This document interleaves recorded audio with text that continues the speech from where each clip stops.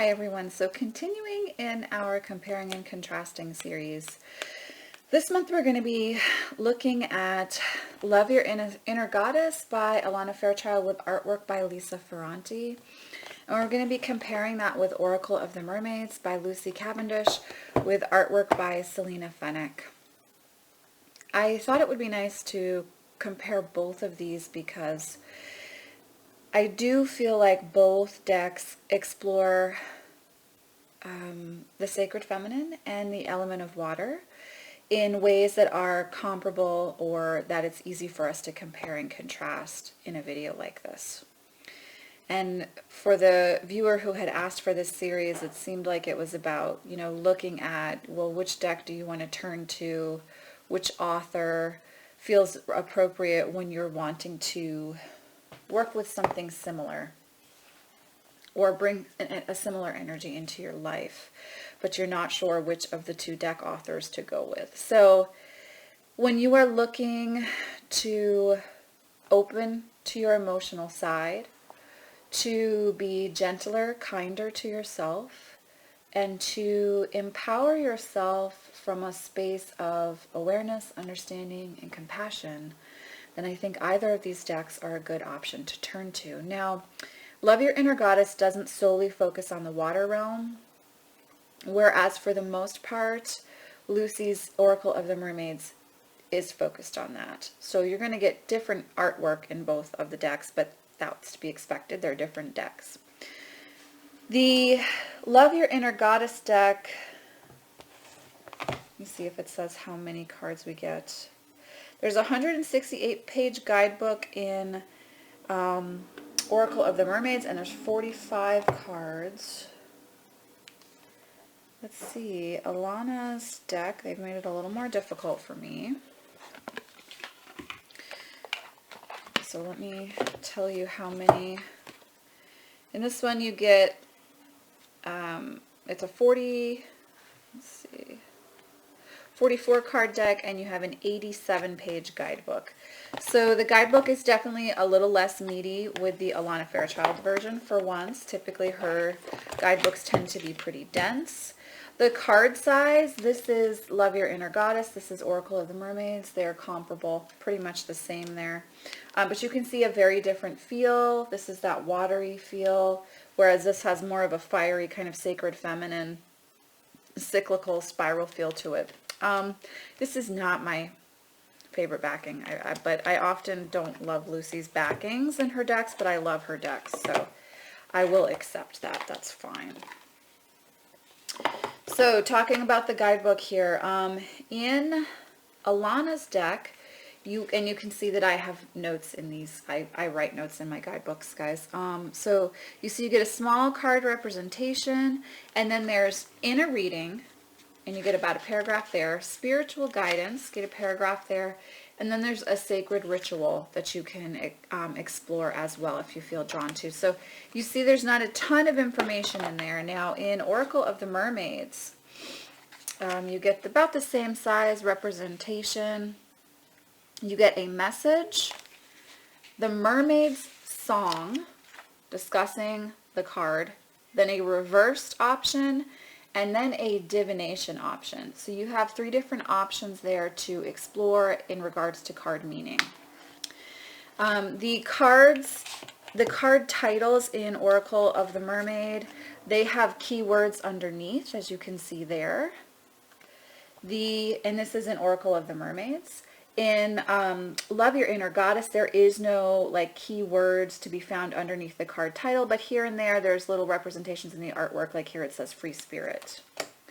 So out of the 2 guidebooks, I do prefer Lucy's guidebook in this situation, comparing these 2 decks, although sometimes Lucy can be a little misleading in her card meanings for each area that she's discussing in the guidebook, and so that can be a little confusing because what the mermaid's saying could be totally different than the divination message.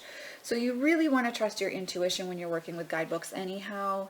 You want to honor the guidebooks, absolutely. Lucy would disagree with me a little bit on this, but I do think there's a level where you also have to trust your intuition about which message applies to you or to your client if you're reading for someone else, you have to trust your intuition about which card meaning applies for you on any given day that you draw the cards. Now, I typically will use Love Your Inner Goddess as a daily draw or an affirmational card pull for clients or myself.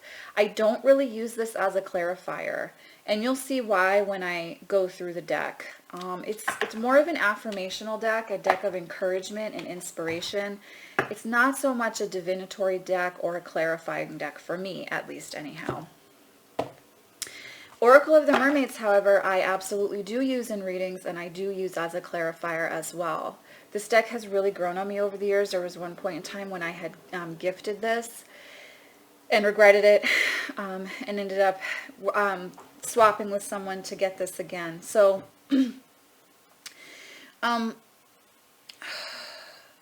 this deck is very powerful. It is very much watery, and she goes, each card you get a feeling for. There's a symbol or an aspect of a myth of mermaids that you're working with this deck for sure.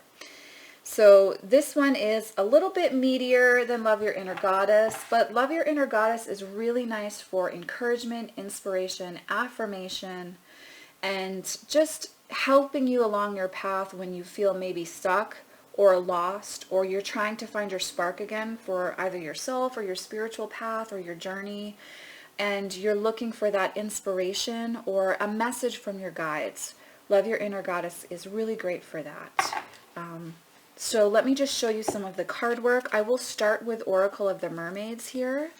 Some of the images, so Selena Fenwick was working in, I'll show you, acrylic, and then she, I believe it was acrylic or oil. Here's like an older version of her artwork, and then she moved into digitized artwork here, as you can see with this.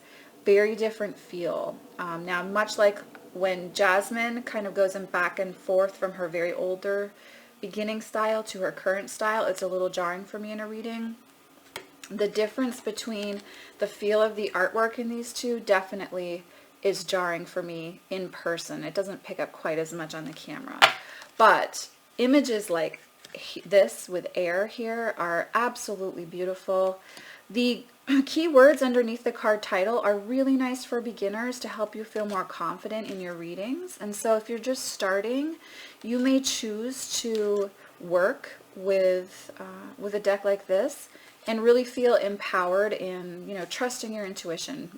Backing the card keywords are going to help you to, kind of flesh out what your intuition is picking up on in a reading.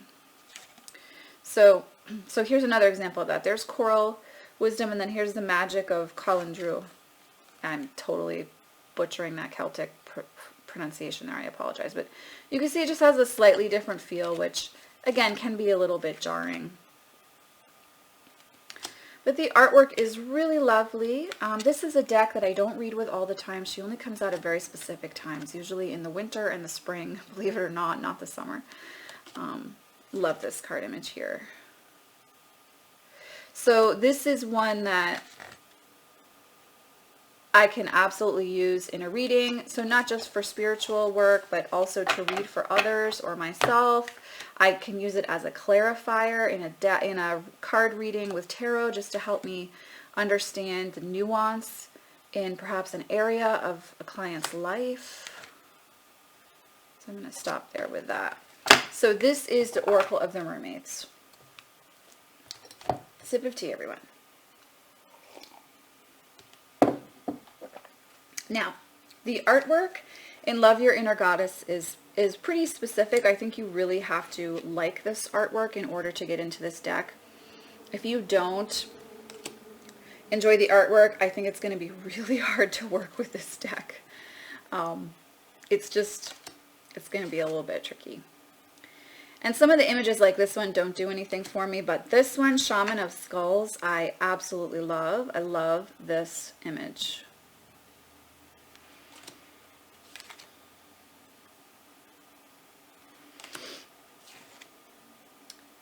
For some reason I have Slayer South of Heaven stuck in my head right now. I don't know why.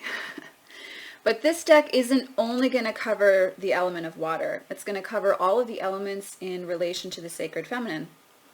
and how we can explore those aspects of ourselves. So you're going to have a little more of a full picture elementally, but you really are focusing on affirmations here, encouragement and inspiration on your spiritual journey. That's a really great deck for journal prompts, or to use before or after meditating, or before or after energy work.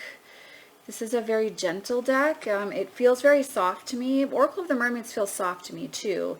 Now, neither of these decks are only focused on the light, so I don't mean by that to say it's just a pretty gentle deck. But there is a softness to both of them that feels very much like that nurturing kind of Empress energy. Love that image too.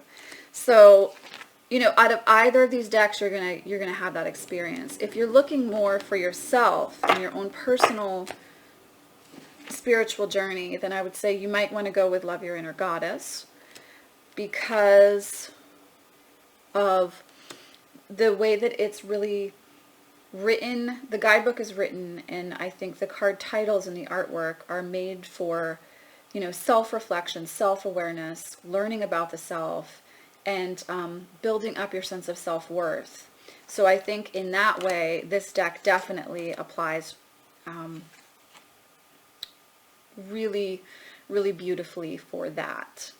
Whereas Oracle of the Mermaids is more, I think, general, and it's a deck that can do a lot more. So if you're looking for a more versatile deck, I might go with Oracle of the Mermaids between the two of these. I'll just show you. This image is like my second favorite out of the deck. And then there's one more. I mean, there's a lot. I mean, I could keep showing you, but I'm not going to show you everything. Medicine Wisdom. I love that image. For those of you who know who Micheline Pitt is, I think that she was her muse for that, and I love that image. I think those are my favorites there. Beautiful Bandits, very pretty too. So it's just a very feminine deck. Yeah. And cardstock is great in both of them. It's Blue Angel, so I have no complaints with that. The cardstock has held up well on both of these decks. I've had them for quite a long time. So if you had to choose between the two, I would say, personally, I would have Oracle of Mermaids. If I had to make a choice, Oracle of Mermaids would be the winner for me. And I say that just because I can get a lot more use out of the Oracle of Mermaids than Love Your Inner Goddess.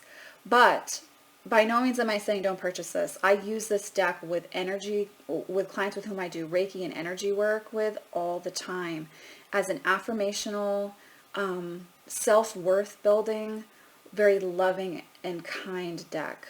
Oracle of the Mermaids is more versatile in the ways in which I can use it for anything from energy work to readings for clients to, you know, shadow work myself personally. Because Lucy does really speak to that with this deck. She goes into the shadow aspect of mermaid myth as well. So I think of the two, if I had to make a choice for this round of compare and contrast, guys, Oracle of the Mermaids would win. But I still think this is a wonderful deck, and if you feel drawn to it, it's absolutely worth the purchase and investment of time and money. As with all things, the amount of time and energy that you put into your deck is the amount of connection that you're going to get out of it as well, in my humble opinion. So that's compare and contrast. Love Your Inner Goddess versus Oracle of the Mermaids, guys. I will see you in the next video. Thank you so much for sharing time and space with me. Much love, many blessings. Take care, guys. Bye.